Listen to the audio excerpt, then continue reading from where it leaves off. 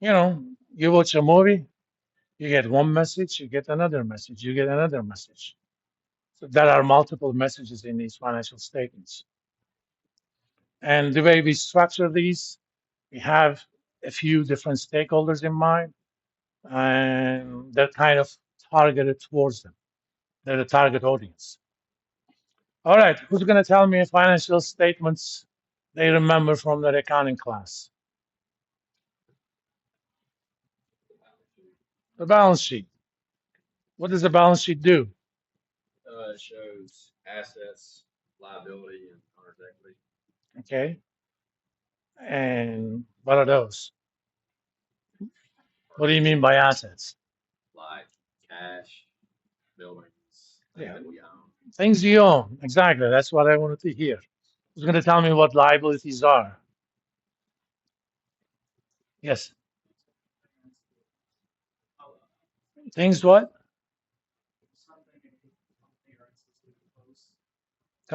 The things the company owes. Okay. And the difference between them is called the owner's equity. It's that consider yourself as a corporation. You have certain assets. You know, you have a bank account, maybe a retirement account. You have a TV, what have you. But you also owe money to credit cards, to loans, to your parents, to the U.S. Department of Education for college loans. The difference between the two, for personal reason, for personal purposes, is called your net worth. All right. When it comes to corporations, we have a special name for that, your equity, or also known as owner's equity or shareholders' equity. We're going to use those terms pretty much interchangeably. And balance sheets are kind of like snapshots. You know, you want to know where Venus is on the night sky. You know, typically right after sunset, Venus comes up on the east, I believe. You know, you just take a picture. That's where Venus is. But Venus also moves over time, right? So it's not a video; it's a snapshot. Uh, and these are done as of a particular date. I can take a picture of Venus right after sunset. I could also take a picture of that before sun up next morning. They're in different places. Okay. So for each date, we have balance sheets, and these are typically ends of the calendar quarters, but certain corporations have different fiscal years. For example, most companies have fiscal years that end at the end of December, but Apple, for example, have their fiscal year ends at the end of September. I own shares in a company called Micron Systems. Unfortunately, I'm losing money right now a little bit. These guys have fiscal years that end in November, I believe. But most companies do it at the end of December. Why they use different times? Maybe because of their product cycle. If you think about Apple, when are the new products for Apple typically announced? Octoberish, right before Thanksgiving and holiday shopping season and so on. Maybe Apple picked it that way for that reason. Uh, all right, another financial statement that you know, I'd like other people to speak up. Remember, speaking up is free. And if you don't speak up your opinion, you don't know whether it's right or wrong. It's okay if you know something wrong. That could be a teachable moment because we can interrogate why you knew it wrong. A lot of times, why is more important than what. What is information? Why is knowledge? Income statement. Okay, what does an income statement do? Uh, shows the revenue, what's coming in, Mm-hmm. costs. Yeah, it's basically a story about revenues and expenses of the firm. It is organized in a particular fashion to tell stories to different people. Even though we'll go into more detail later, you first list revenues, how much sales you had. Okay, then you list the so-called cost of revenue or cost of goods sold. How much money did you have to spend to produce just those? There are certain things, the salary that you pay the CEO, whether you sold anything or not, you're going to pay that salary. So that is not part of cost of revenue.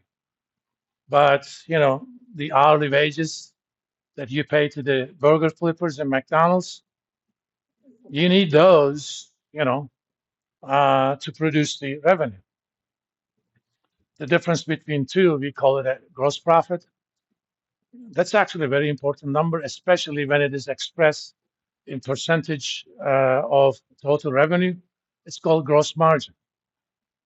And normally, I'm going to look at these numbers uh, from SEC website, but for today, quick and dirty, I'm going to look at, for example, NVIDIA, one of my favorite corporations these days. I think they're going to be the first company that's worth $5 trillion. They're worth about 2.8, something like that, right now, 2.65. And they came down quite a bit. Financials. This is from FinanceYahoo.com. I wouldn't necessarily use it to do serious company research, but just to get quick and dirty numbers. I'm going to look at their income statements, the trailing 12 months. That means essentially the last 4 quarters. These guys sold in the last 12 months $96 billion worth of stuff. Of that, 23 was cost of revenue, gross profit was 73. So 73 divided by 96. Well, for every dollar of revenue that comes in, NVIDIA keeps about 75 cents. That's a huge number. One of the reasons that's huge, most of NVIDIA's costs are not in cost of revenue because there is so much R&D that goes into development of chips. Actual production of chips is not that expensive. In fact, the way they do, they send this specs to Taiwan Semiconductor. It's a company that produces chips up to the specs. Those guys produce it, ships it to NVIDIA, and they go from there. So let's kind of look at how that happens. For example, back in 2022, they had $27 billion worth of sales, about 9.5, about 17.5 in gross profit. So,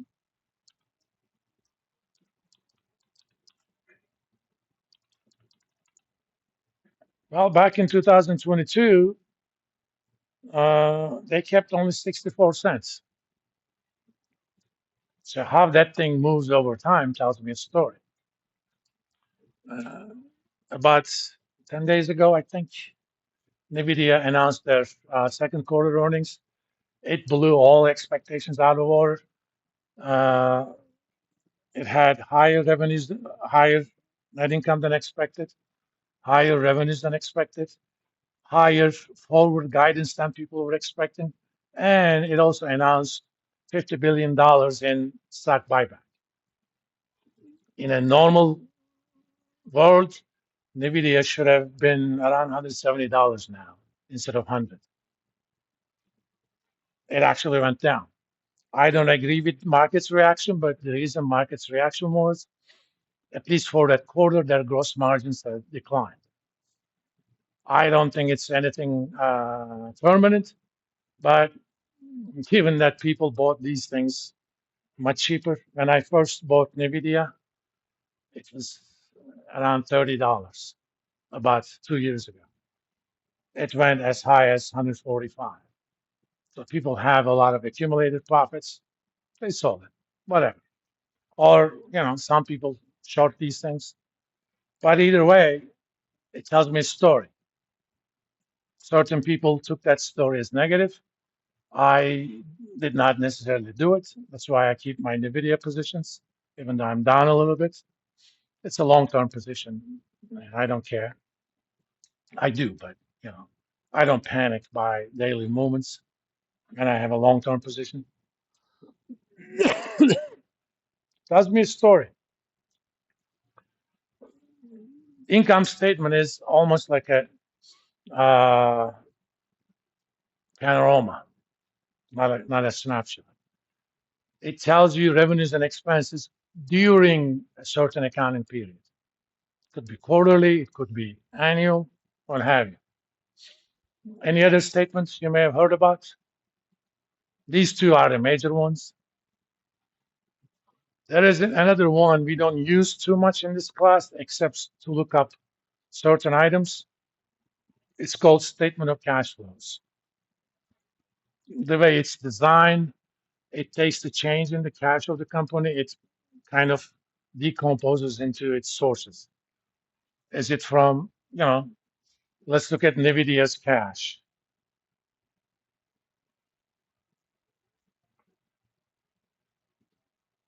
Cash and cash equivalents. They had $11 billion in 2021. They have now 25 or $26 billion. They've been making a lot of money. But